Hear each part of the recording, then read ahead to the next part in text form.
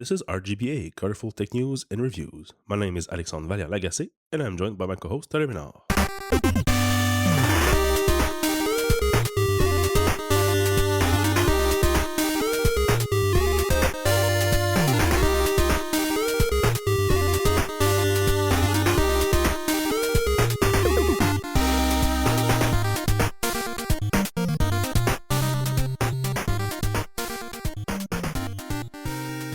Quick follow-up this week.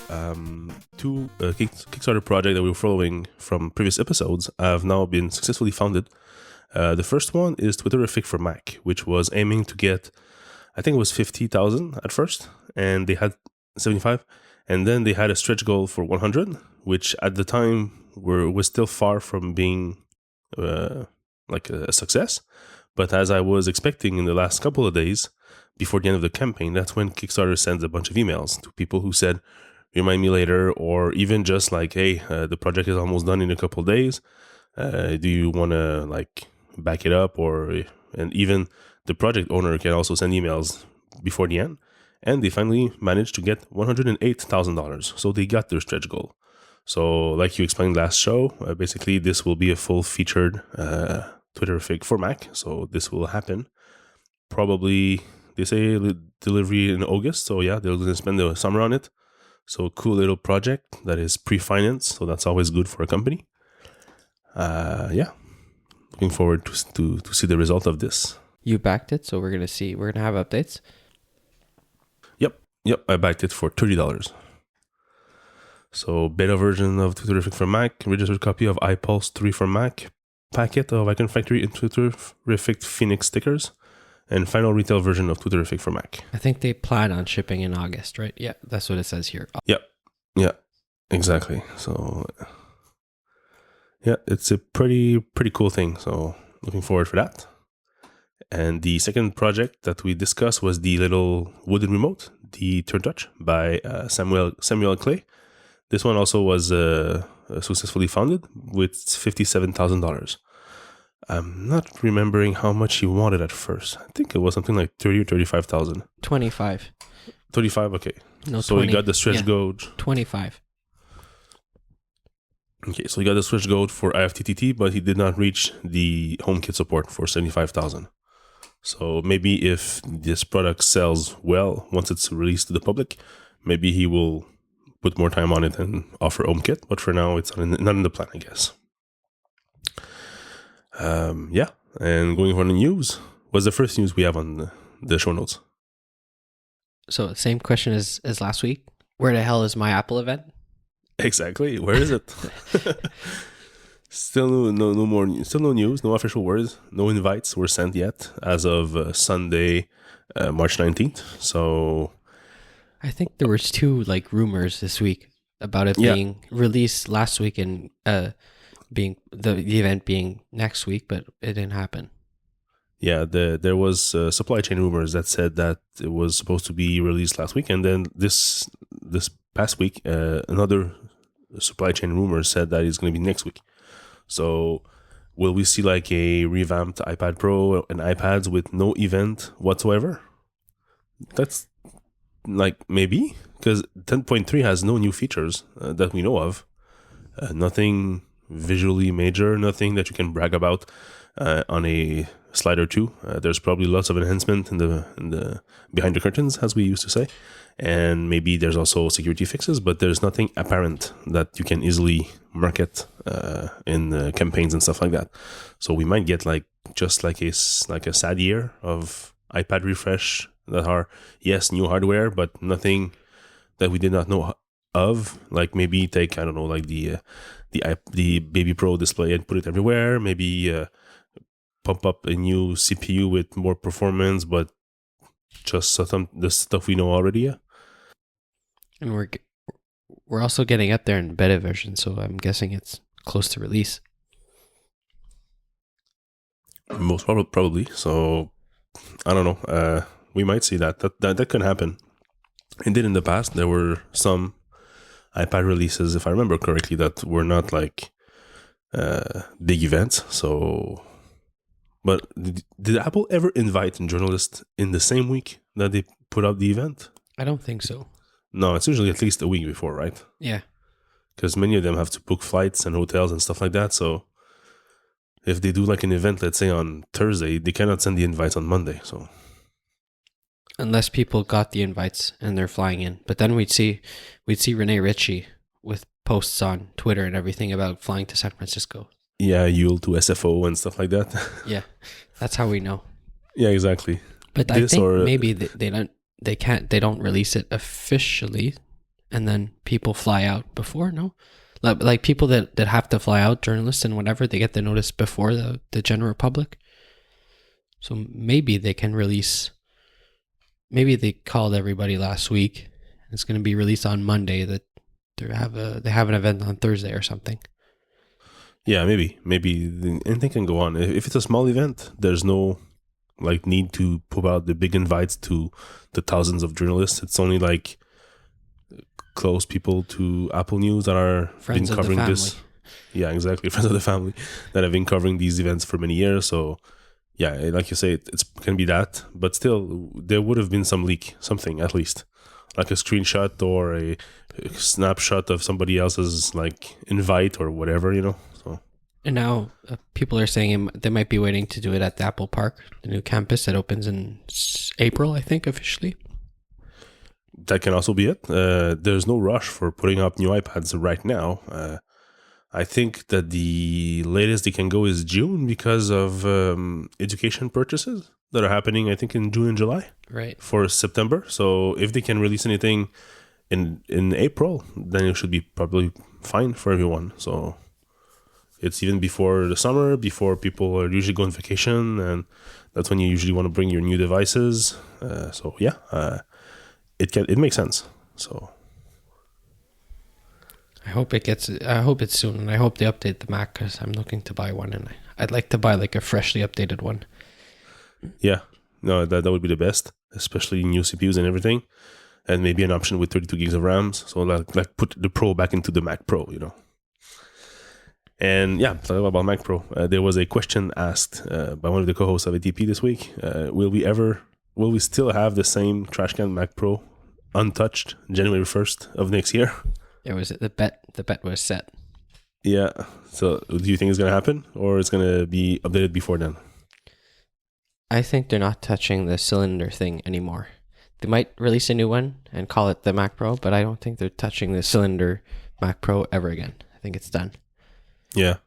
There must be some hardware issue or problem or something that they did not foresee when they released it. Or maybe they did too many compromises for the design, and they were not able to, I don't know, get specific size of like video card. Yeah, video card that would fit in the cylinder anymore, because new generation maybe are thicker or something.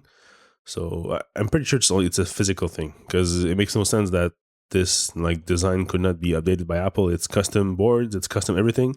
The only thing that is not custom is the GPUs and like the CPU, of course. But then again, both these things usually have same size, but maybe since that release, I don't know, the heatsink on the CPU must be bigger and it doesn't fit in the can itself because there's not enough space, or the GPUs, or maybe the configuration of the GPUs on the daughter card has basically changed its shape. So it's not, instead of being, I don't know, like an L shape, it's maybe like a U shape now, and it's like larger and bulkier and it doesn't fit at all. So there must be something. I don't think we're ever gonna know it unless Apple releases a new Mac Pro with a new design and the same category of graphic card. Then we will be able to see the new design and the past design and see, okay, now the new design is like twice as big, that's why it doesn't fit, and maybe that's why they did not update the Mac Pro. But I don't think we'll get a slide on the presentation saying that they were too courageous with their design and now it's lost because they cannot do anything with it. And that's something we're going to know in like 10, 15 years when Johnny Ives writes a book, or Phil Schiller or something. Yeah, that's for sure. Yeah. Not for now. But as a design exercise, it must have been really awesome working on the Mac Pro. Yeah, that would have been crazy. Engineering exercise also there. It must be really cool.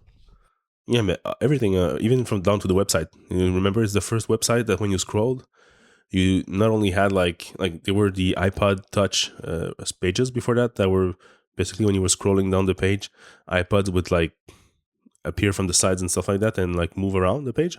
But this Mac Pro page was like you scroll down and the Mac Pro was opening, turning around, then piece by piece, like ripping apart and explaining like the graphic cards and then the CPU and then giving you graphs and then giving you like something about aperture and, you know, so everything was like super nice, super dark, super animated. So it was pretty awesome to look at when it came out. Is that page still online? Sorry?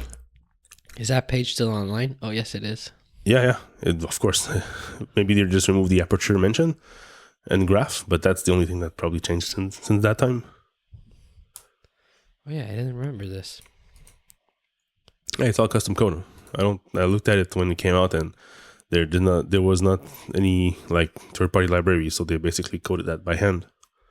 Well, it's only like CSS transition, but still, each and every element has its specific transition points, and you have to animate from point A to point B for each of those. So it's probably a pretty large project to undertake and not very adaptable for other pages, but still, they invested the time to make that new design, and they also invested the time on the website design, so that's cool. Moving on to our favorite cylinders assistants. There's this week somebody that actually asked his Google Home for his forecast of the day, and as usual, the Google Home responded with the temperature, the news, and everything, and included some little extra in his little speech. There was an ad for Beauty and the Beast, the new movie from Disney.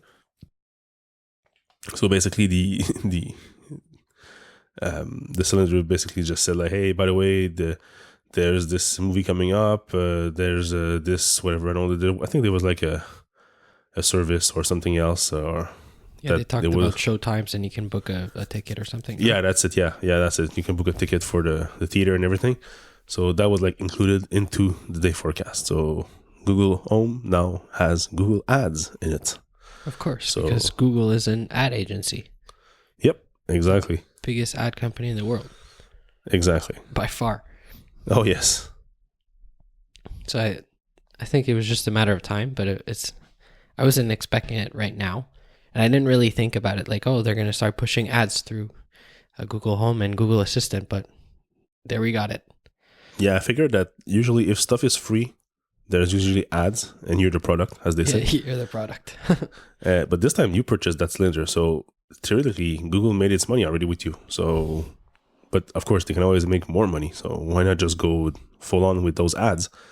I don't know if there's going to be like a way to block that, because like really. You say, it's unless Google puts a switch, but you can't. There's no third party that's going to be able to access that, I think. No, I don't think so. There must be like the best would be to have a setting deep down in your Google Apps settings, but even then, I don't think it's going to be added.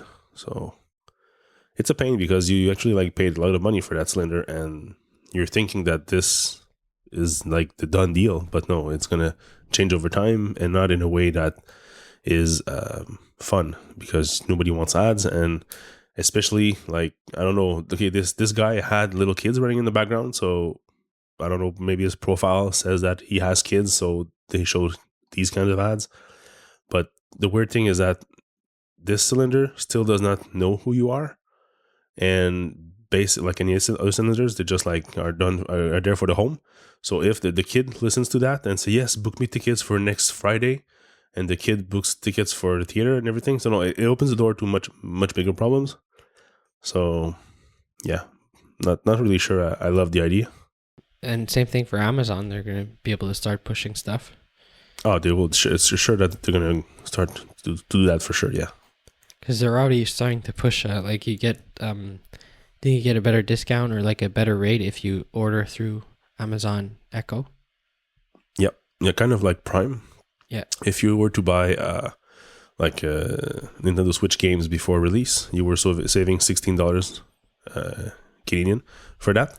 So for each game, so it's still like very worth it, because over the year, that the $80 that you paid for Amazon Prime, basically if you get like 5 or 6 games, you're almost say you already paid that Amazon fee, and you get also like 2 day shipping for free, and often 1 day for very, very cheap, like $1 or $2 more. So they're starting to push it. Yep. It's going to start. Do you think Apple's going to release a voice in a little piece of plastic box for the home thing? They have to, that's for sure. I don't think they can go on like that with nothing. They I don't know. keep saying the best voice assistant is the one that's always in your pocket or something, whatever they say every time. Yeah, but it's not, because just for the mic situation, just the hardware situation, no matter how good you make the iPhone microphone, the best way to get the way to get the best sound is to put the phone next to your ear, which you never do when you talk to Siri. So right off the bat, you can't get a good setup like that. And also, there's only one mic or two mics if you count the other one for the noise canceling. But it's not enough. Like those cylinders have like omnidirectional mics that are like super sensitive and like targeting like every direction in the room, in the house. So many people are saying that they can talk to their echo from the other side of the house, and even sometimes one floor below, they just shout to the ceiling and the echo understands.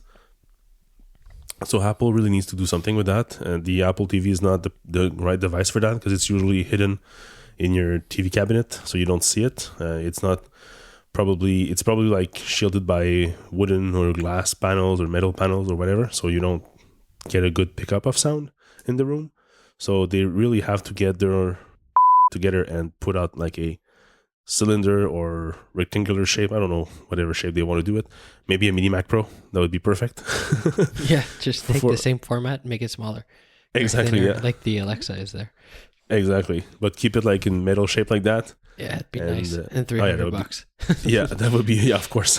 That would be awesome. And you could get like this one for like the main room, and then if you need like smaller devices, then perhaps your iOS device can be like the other mics. So when you talk to, yeah, and even then the mic is not that good, so they would need like a third, like smaller Mac Pro style microphone. Sorry for that. Because I'm starting to use Siri a lot, so I'd be interested in something in my kitchen, especially. Yeah. I usually use my hands, but yeah, no, I'm not really that Siri guy. I try whenever I try it, it's always bad. It's probably my accent that is not so good. Did you ever try French? It's even worse. Oh, okay. Because it's French from France. It's not French from Canada. So. Oh, it's French international. Yeah, exactly. So, mon français n'est pas parfait. So yeah, that will not work. So I tried it, and yeah, usually I get more success in English than in French, and but it's still like 60 to 65% at most. And if there's like minimal noise, let's say I'm in my car, windows are up, like there's no music, nobody's speaking, just the small like humming of the road is enough to throw out Siri. So, and I tried both with the in-car mics and no in-car mics. So pairing my phone as a Bluetooth device or as a multimedia device. So what works best for me in the car is the watch, because you can get it really close to your mouth and talk to your watch. You can be that guy, but it works really well. But being on the beta, usually this feature is disabled. I don't know why. It's been disabled for me for many, many times. Not every time, not every beta, but every time I try to use it like that, I'm going to try Siri. Oh no, the button is disabled. So. But the problem also is since I have the iPhone 7 that picks up the like Hey Dingus from, it doesn't have to be docked. When I'm in the car and I yell to my watch, sometimes the phone picks up, so that's kind of weird. Yeah, that has to be fixed. It makes no sense. Yeah, the phone in my pocket, it's like it's turned upside down in my pocket. Why is it getting triggered? Yeah, I don't know. It's probably because it's faster and it both reacts, right. But the phone reacts faster, so they say, "Oh, I'll take it from here," and the watch just responds like a second later or two. So that's one more thing that should be fixed. Probably it's better with the Series 2 watch, hopefully. If not, the next Apple Watch will probably be fast enough that it can compete with the responsiveness of the iPhone 7 generation. So hopefully that would be fixed like in coming years. But that's still sad that your devices are like fighting to get the request, and not the one that's closest to your mouth is actually getting the request, because the second one that is like in your pocket will first have your jeans on top, so it's gonna muffle the sound, and also you're gonna and your coat, and you will have your mouth covered by your watch because you're just speaking to your watch very close. So, and often when I'm in my car and I trigger Siri on my watch is because I just want to send a text. I don't need like this. I don't need to see anything I don't need feedback. I don't need anything. It's just send a text and that's it. I don't need Siri to show me back something. I don't need Siri to talk back to me because she can on the watch. So it's annoying. Yeah, understand that. And also, while we're talking about the watch, I don't know if I told you, but when I was on vacation in Florida, every single person has an Apple Watch. It was crazy. You told me there was like so many watches around you. It's like 1 out of 5 people has an Apple Watch. It was crazy. No wonder they're saying that the numbers for the Apple Watch are better than ever before. And I was like, where? I take public transit to go to work every day, and I see once a week I see somebody with an Apple Watch. I understand now every single person in the United States has one. You probably saw more Switch this week than you saw Apple Watches. Yeah, I saw a lot of Switches this week. Yeah. So, yeah, the watch situation here is not the best. And you just confirmed what I thought was the case was in the States. There was probably more ads, and it was probably more broadcasted as a holiday gift for, let's say, people with more money because it's not a cheap product. But still, it's something... It's cheaper in the United States. You have to remember we have the 30% markup here because of our stupid dollar. Yeah, that also does not help. Yeah, true. But yeah, so that's why it's probably more popular there, and that's where they probably sold the most units out of any countries. So that would help for sure. And if the person didn't have an Apple Watch, they had a Fitbit. Everybody had some kind of fitness tracking device. They had both? No, if they didn't have an Apple Watch, they had a Fitbit. Okay, one or the other. Okay, yeah. Yeah, Fitbit is almost like Kleenex or Fridge. Yeah. Frigidaire. It's like basically like the name brand. So for any fitness like bracelet. So yeah, they even sold even more units over the last decade, because it's not decade, but maybe like 5 years. So yeah, it's very popular. I know people that are not technology oriented at all. Like my mother-in-law, but she wanted a Fitbit for Christmas. I didn't even know she knew it existed, but that's what she wanted because all her friends at work have Fitbits and they all track their calories and all that, and it's a big thing now. Yeah, true. So moving on to more smart devices, there was an interesting post by Dan Moran written on Six Colors. He basically has a Philips motion sensor with inside of a switch. I think it's a wall switch for the lights. It's basically like not really useful. It doesn't do much, but he discovered that there's a ULabs section on Philips website where they basically have new recipes or new ways to interact with your U devices that is not available for the grand public yet. It's kind of like a beta program. Basically, this one kind of like changed the game for that device. He was basically able to use sunlight as a switch formula.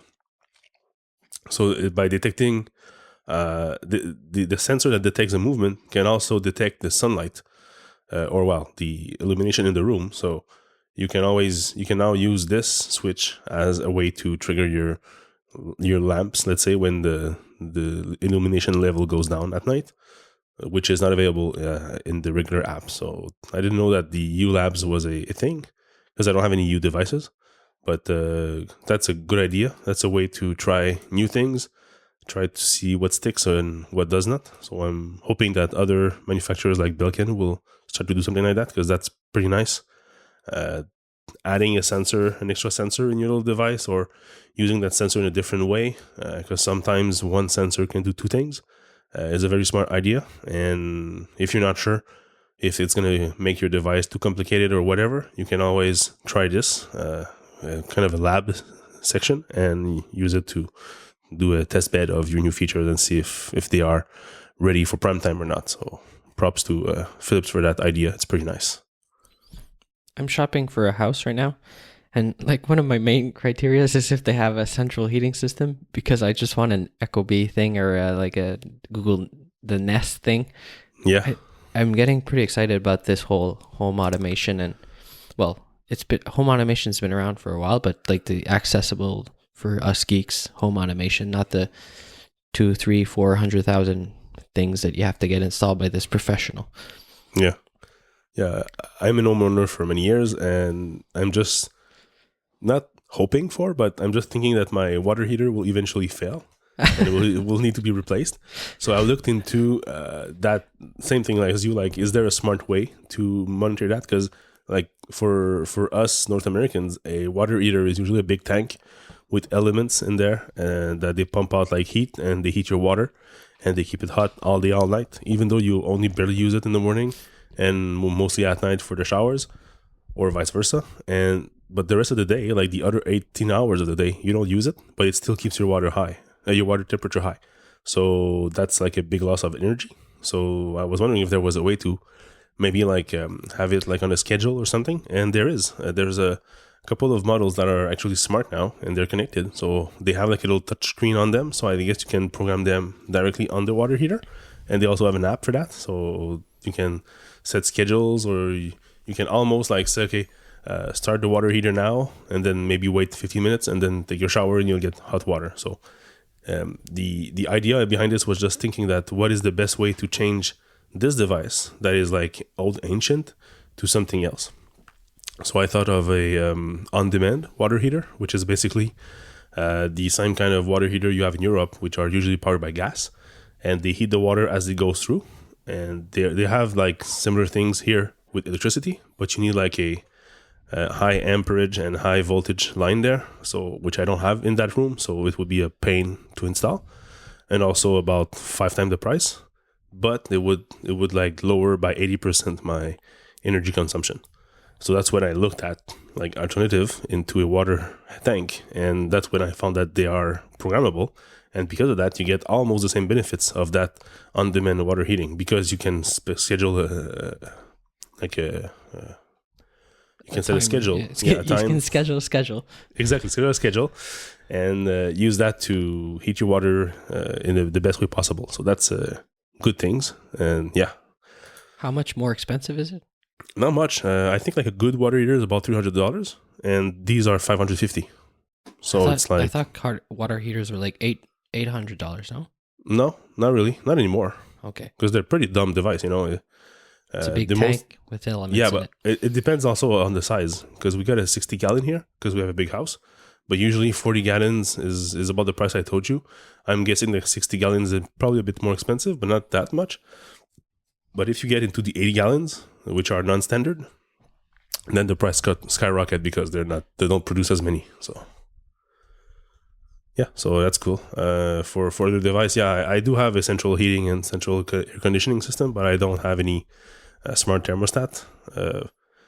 I'm lazy about that. I usually just lower it at night and crank it up during the day, and before leaving, I just lower it. It's kind of like my little routine. Yeah, when I put the alarm on and everything. So I could gain something by it, but I think if it would, because we don't have like a super rigid schedule during the week. I often work from home. I do different hours, and so I'm not sure that it would like understand my schedule properly, and it would be more like a pain because it would not heat when I wanted to heat, and it would not like work according to my schedule. And also during summer, we rarely use the air conditioning, so it would try to cool the house when we have windows open, so that would make sense. So yeah, we need like sensors in each windows, and if all the windows are closed and the temperature is above X degrees, then start cooling. That would work better for us. But as soon as we open the windows, you shouldn't start to cool the house, because that would be like a waste of energy. So I think you can just manage the air conditioning manually. Us two, we use it like 3-4 times a year when it's really hot, just to go to sleep, but that's it. Yeah, but I think I asked them a while ago where I was wondering if my system was compatible, my wiring. So I took my control pad out of the wall, took a snapshot of the little letters with all the different wires, sent that to Nest support, and they said yes, I was compatible. Here's how to do it, and they sent me to a video and how to rewire everything to be like compatible. And I asked them at the same time if I could like use the Nest for heating, but if for cooling, can I disable that and use it manually? And they said yes, you can. So So at least that was better, but I still just didn't do the jump. Maybe Yeah, one day. we visited a house that was full on like a Nest like thermostat. They had the smoke detectors, and the other one there, the Nest Cam. Yeah. Yeah, Those if you get an all board on a board on everything, it's pretty nice. I'm still like other people in our industry. Basically, I'm still in the fence for many of those because they either have like some IFTTT support or some old HomeKit support or some Alexa support. And apart from small devices, like small little switches I can get here and there just for fun, I don't want to invest too much in that. And especially that I might change like the main control technology. If one day I want to go HomeKit all the way, then let's say my thermostat doesn't support HomeKit and I'm screwed like that, and it's a big piece of equipment that's expensive. So yeah, it's not perfecting. It's just something to get excited about. Yeah, no, I love the idea. I love what they do with that. I love all the little U-Lights product they came out. The strips, like the one that just create like an ambience light in the corner facing the wall. These are super nice ideas. All the Wemo switches, different types of switches, the new smart switches, which they just came out, I think, and I'm waiting for my review units very soon. So they're kind of like the same thing as the big one that I had with the big button, but they're like super small and you can fit two on a single outlet. So it's pretty nice. So yeah, everything is like keeps on evolving, keeps on working. But the integration, that's like the hard part. That's the part that is actually not the best, because if I want to say tomorrow I want to do Alexa thing all the way and I want to control everything with Alexa, then I could probably manage, because I'm a geek and I can do like Zapier and I can do IFTTT, and service A will talk with service B, which triggers service C, which will trigger my device X. So okay, that's gonna work. But it's too many points of failures, too many like problems like that. And if let's say tomorrow there's a new Apple TV that is super nice with HomeKit and super reactive, super fast or whatever, and there's a new HomeKit dashboard on iOS, and I want to try that, and then I realize that out of my 12 device, I only have 2 that are compatible, then again, I will not use HomeKit because it's not there for everything. And try to explain to your non-tech, non-geek wife, okay, so honey, if you want to open the lights, use your phone with this app. And then if you want to open the TV, you have to open this app. And if you want to open this device, you have to shout at it. It's not going to work. So yeah, it's all nice little games, but it's still not perfect. I'm hoping that the TurnTouch remote will fix some of that. That's what I'm hoping. That's why I backed that project, to have like a little device in the room that in this room, it controls, let's say, the TV, the lights, and the music, like 4, 5, 6 devices in the same room that can be controlled by one physical device. And it's easy to say to your kids or your wife, this corner button does this corner button does that. And there's 4 buttons. And if you want to get into the nitty-gritty, then if you press and hold this button, you get feature B. If you double click, you get feature C, So you can have like the basic 4 features, and then you can add on top like, but if you want to go into movie mode, you just double click this one, and then everything will swap to movie mode, So that's what I'm hoping, that this little device will achieve, like in a non-technical level of requirements for setting up, well, not setting up, but using everything in the room. Yeah, I think that's going to be the coolest features, is going to be able to, when everything is connected, be able to set presets and say like, oh, I'm going to watch a movie, so this light goes to this temperature, and this light closes, the TV opens, the DVR opens, and whatever, like everything just happens. Yeah. We are close. There's a bunch of Elgato products that are HomeKit compatible, and you can create scenes like that. But then again, it's not everything. This is the Elgato products. I think the Philips Hue lights, they are supported by HomeKit, and they can fit with scenes. But if you get like other types of bulbs, I know the Wemo are not HomeKit compatible. So if you already have like a bunch of Wemo bulbs, then you're screwed. If you have Wemo switches, then you're screwed. And yeah, usually the way to do everything properly is to get like an Harmony hub that can send an IR signal to your devices. Because right now, if you have your TV plugged into one of those switches and you turn the power on, the TV does not power on. The power goes to the TV, but the TV is not turned on. Yeah. So usually you need everything will be plugged in the walls as usual, but you have to have like an IR blaster that's going to blast the signal to open the TV, open the Apple TV. Like, so it's still like pretty cumbersome to set up, and you need like another device just to integrate everything. So we're not there yet, but we're getting close.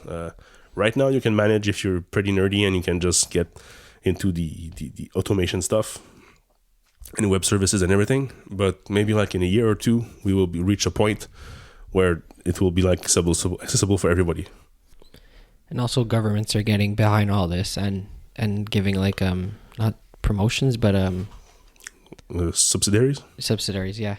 And even cities, I heard of certain cities that are getting behind all the green eco smart devices, and they have subsidies too. So we're getting there.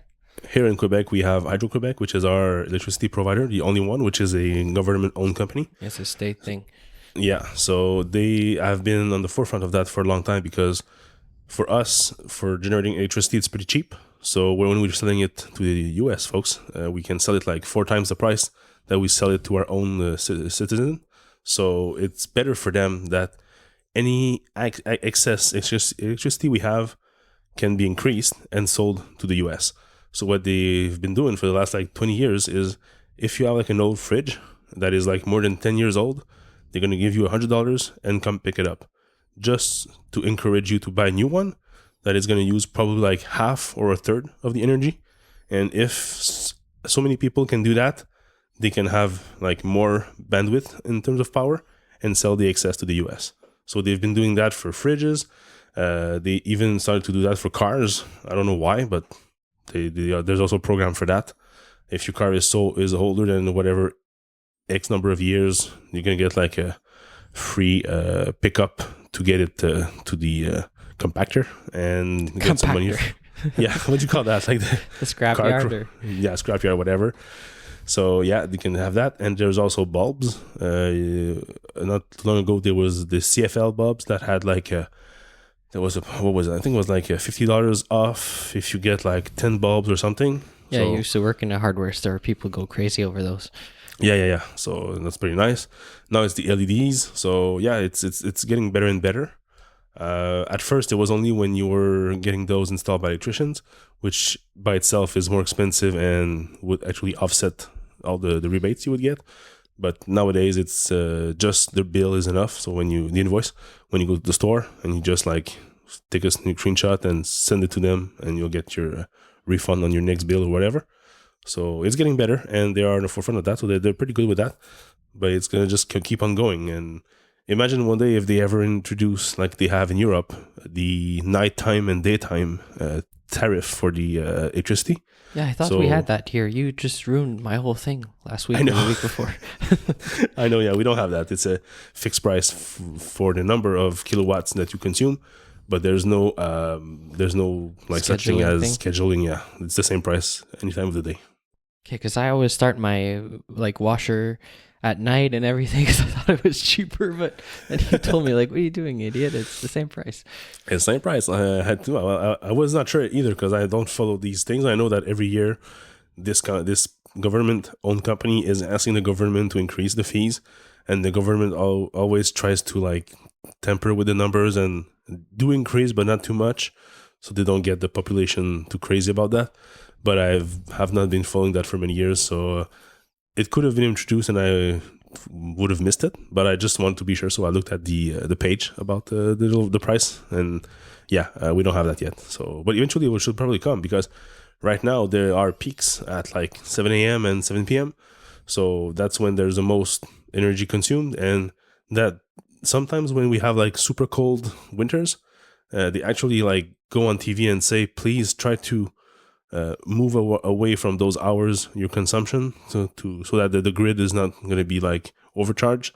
So try to, I don't know, like you said, start your dryer or whatever at night, so that the grid is not in such a strain. So, but yeah, so it's still not the case. Will come eventually, I'm pretty sure. Yeah. So yeah, that was a big parenthesis about smart devices, and moving on to a couple of apps. We finally have a indie app store in the iTunes store. So Apple is now celebrating indie games. So it's about time. Now with the Nintendo Switch going all crazy about indie games, we have new releases every week. So when the Switch was announced and released, people were complaining there was only like 1 or 2 games, Zelda being the main and Mario Kart being the second, which will only come like end of April, so which will be almost 2 months after the release of the console. But since then, they were Shovel Knights, the first one and the new one, which was an exclusivity. That was also an indie game that was released for the console. And there's a bunch of other indie games released. I think now you can buy probably like 10 or 11 games in the Nintendo Switch store. So, the Nintendo eShop. So yeah, they're going pretty strong on the indie game thing. And there were always indie games on the App Store, but they were always harder to find. Not always, but often under a big pile of big budget games with many ads and many promotions and whatever. So, but now they have their own specific little place.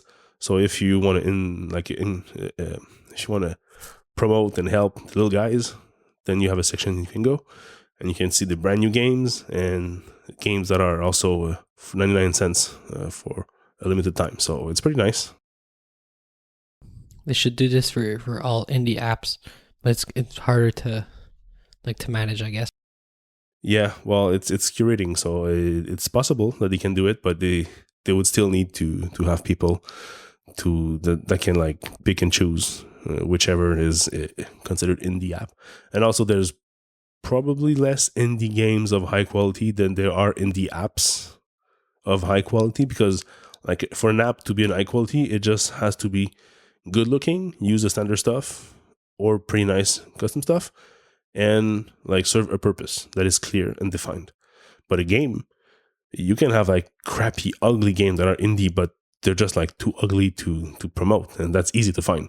So I'm guessing that indie game maybe is easier for now and maybe needs less resources from Apple, and is also pretty high in terms of reputation. Like if you are promoting the game, you're a good store owner if you want. So then following up that, I stumbled across something this morning which was pretty fun to see. Pierre Lorenzi released HyperCard Preview, which is basically a way to see your HyperCard stacks in macOS. It was programmed using Swift. So you can basically open HyperCard V1 and V2 stacks.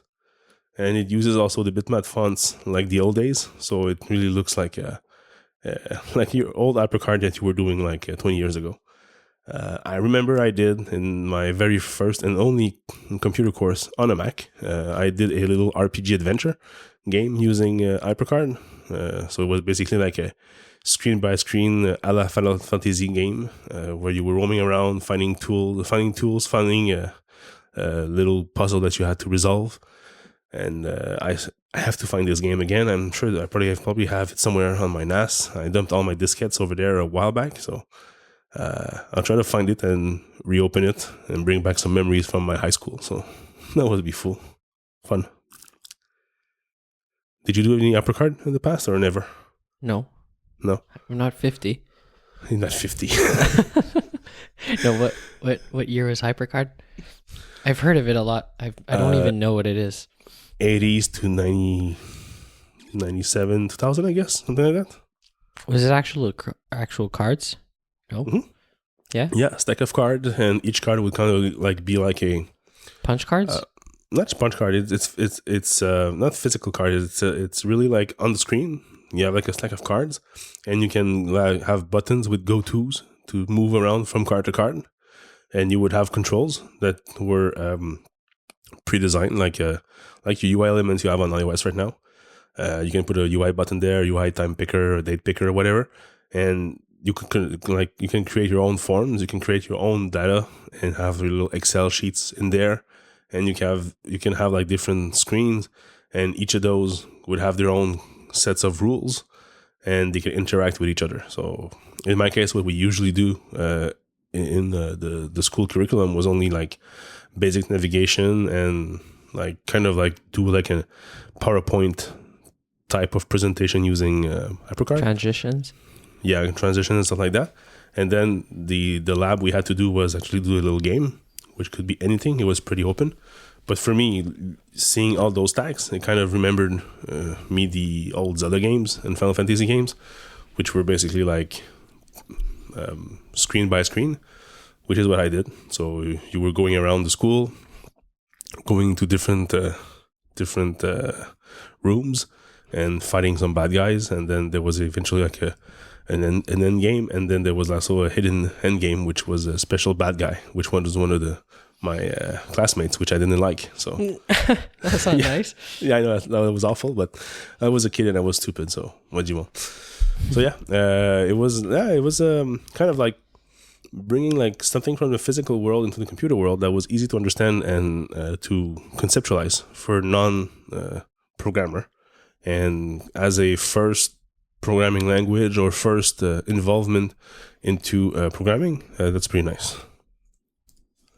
Now people are going to talk, in 20 years, are going to talk about Swift playgrounds on the iPad. Yeah, it's a kind of like the same thing. Yeah.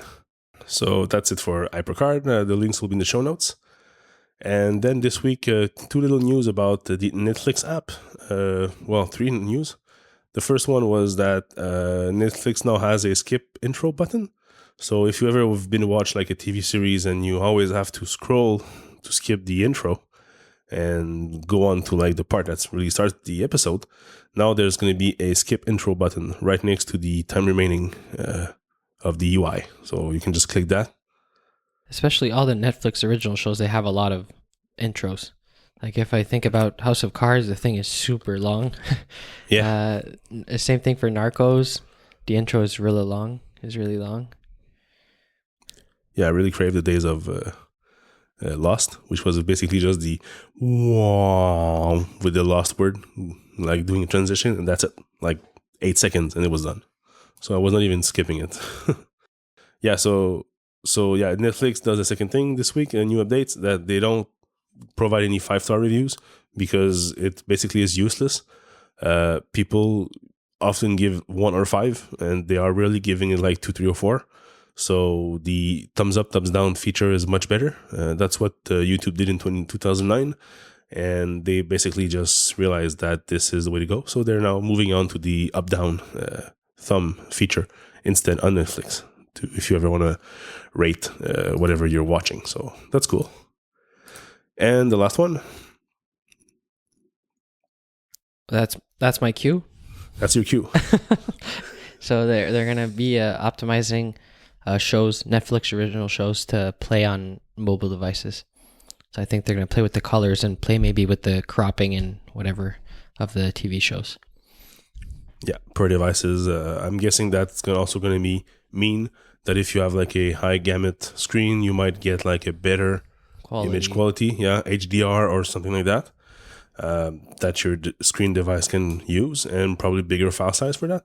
And if you have like a older device that is smaller resolution, you can get like a first, as they always do, smaller resolution stream, but also less color depth and also the screen format. If you're like a 16, I think that's more like for 16:9 ratio, which is now the de facto device size right now. But with the new LG G6 and the new Galaxy phone and maybe the new iPhone 8, we might get like to a, what is it, like a 20:9? Yeah, whatever, that wider aspect ratio. So you could get like recent movies are usually in that format. So you would get a full screen, but if you still have like an old iPhone 7, you would get like a different stream that is cropped. Kind of like when they did the theater release in 16:9, but they adapted the movie to 3:4 for your home TV, where basically they did not just crop the center, because sometimes the action is on the side, so they would actually like move the cropping of the image to the left, to the right, to the center, and move it around. So that's why you had this little warning that the feature presentation was adapted to your screen format when you were starting your VHS tapes. Oh, and I remember 2 DVDs at the beginning. You'd have 2 sets. You'd get the widescreen DVD. Yeah. You would flip it. I remember buying the original Star Wars, and it came in a silver box or a gold box, depending if you wanted it was full screen or widescreen, I think they call it. Yeah, widescreen and full screen, yeah. Yeah, I remember those days when you asked for a movie for Christmas and you would get that 3:4 ratio and you said, no, I wanted the other one because eventually I'll get like a flat screen TV and it will be 16:9. Why did you get me that old format? Yeah. So going back to the store, arguing with a guy, saying that you want to return this, but you cannot return DVDs because people copy them. But no, but I just want to get the same thing, but with the other format. So anyways, fun times. And for Gadget Review Corner this week, nothing to report yet. I've been sick most of the week, and I've also been playing Zelda most of the week. So still, again, no more reviews. I really have to slack on that because I've been cranking up. I think I'm over 45 hours played now. So it's less time than the first week I had the game, which I was like going like late at night playing that game. But now it's mostly during my commute. But still, I should take some time to do my reviews. I got a few cool stuff this week. So for one thing I can talk about, I received a turntable. That's a USB turntable. So I could finally listen to my Hello Internet special edition vinyl episode. Don't talk about it. No, I won't talk about it. But I did make a bootleg copy of it if I wanted to listen back to it.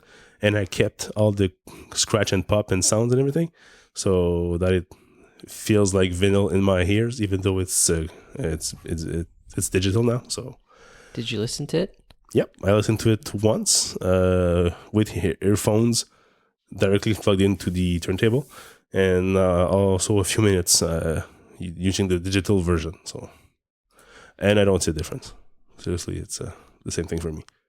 But still, I don't have any like fancy setup. It's just that Ion Audio turntable.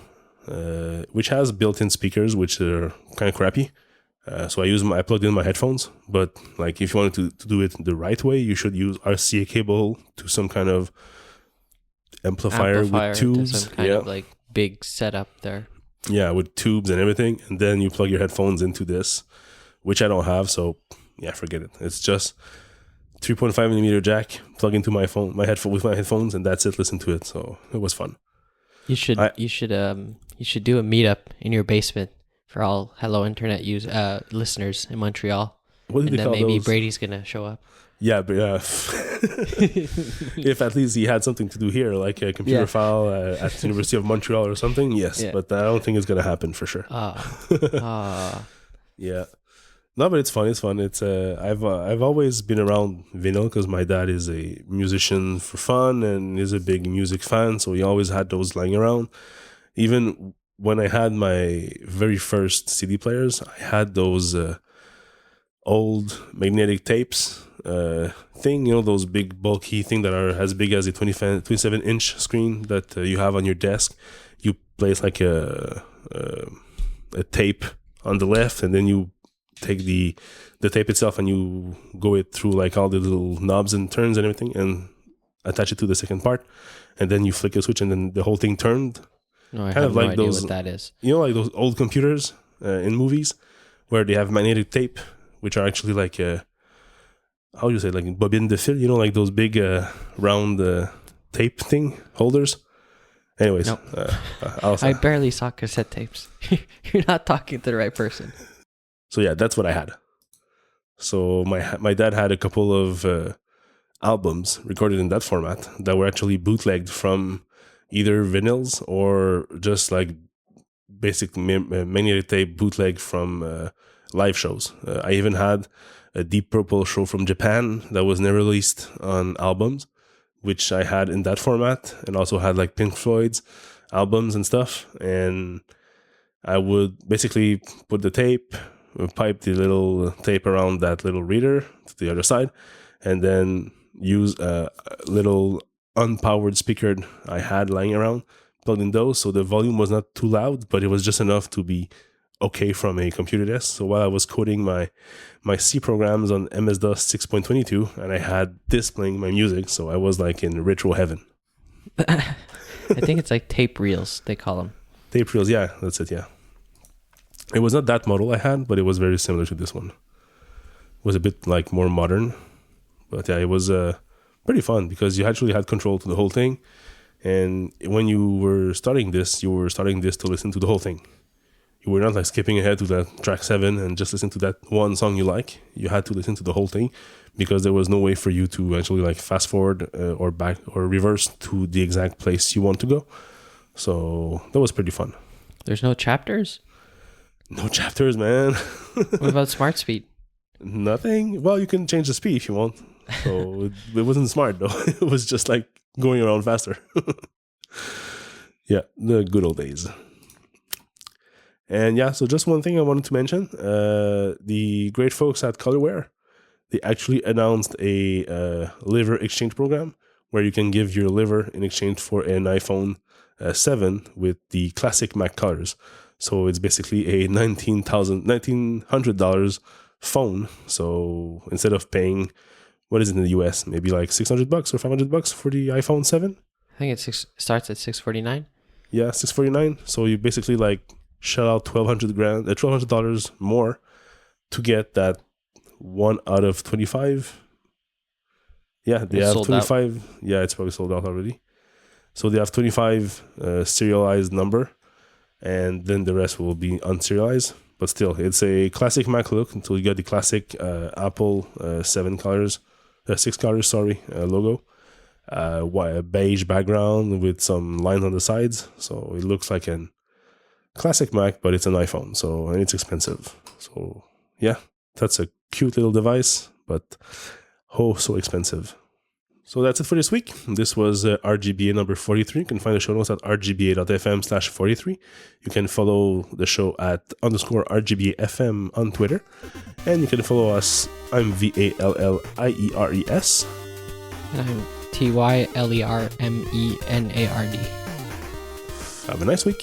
Have a nice week.